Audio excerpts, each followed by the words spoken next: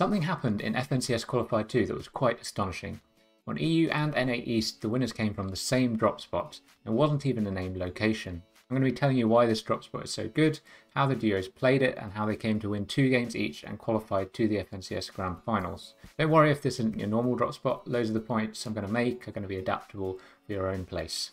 On EU we have Pink and Anas, and on NA East we have Degen and Dionzo. And although Pink has tried to call it the Pink Split, I'm going to be sticking with a more conventional name for this video. This is the Llama Split. As you probably know, this location is close to Covert Cavern and also just across the lake from Logjam. There is a llama that spawns here every single game, which gives you many materials, some heals, notably chili splashes, and some ammo. In the early game, the main objective, apart from surviving, is to gather weapons, ammo, heals, and materials. The llama will give them 3 of those things, ammo, heals, and materials. They will still need weapons and also a top up of everything else.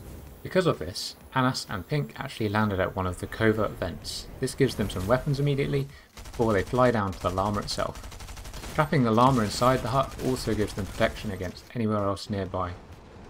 Meanwhile, over on NA East there were 4 teams at covert, so Degen and Yomzo instead landed at the small building near the llama before taking a handy quad crasher to it.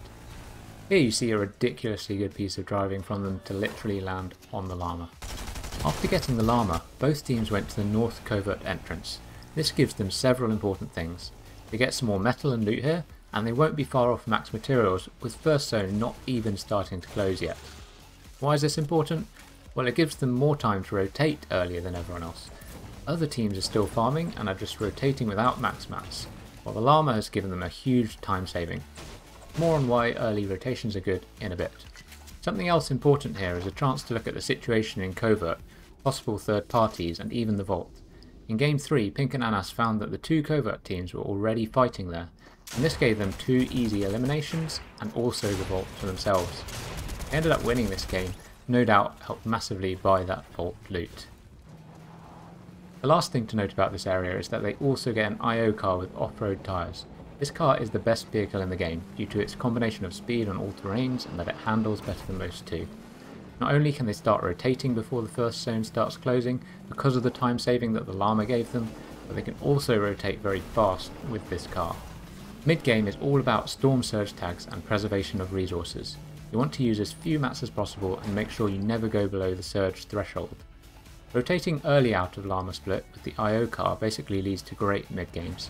You have more choice to the best locations where you can get storm surge tags, and it also helps to preserve your mats because you don't need to box fight anyone for surge. You won't be put under much pressure as well, and you can reduce the chance of having a fast second zone. You could see in this clip that Degen and Yomzo immediately went up a hill to look around, then they went to a different hill, and finally settled on a third one, where they could get surge tags relatively easily.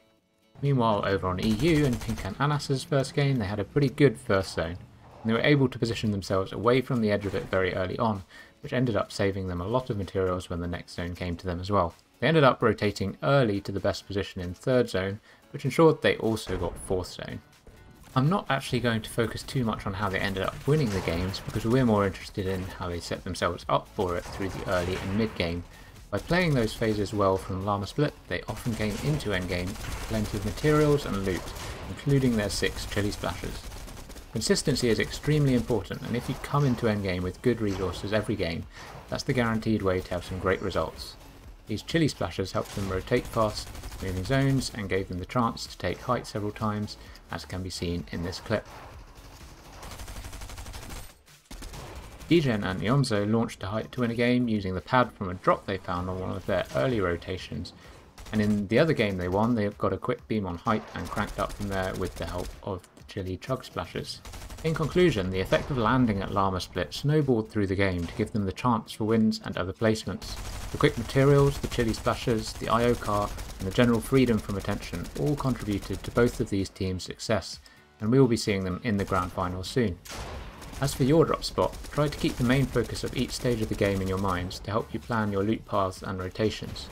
Remember that the game is really about resource management, and that an efficient early game sets you up for your mid and end game.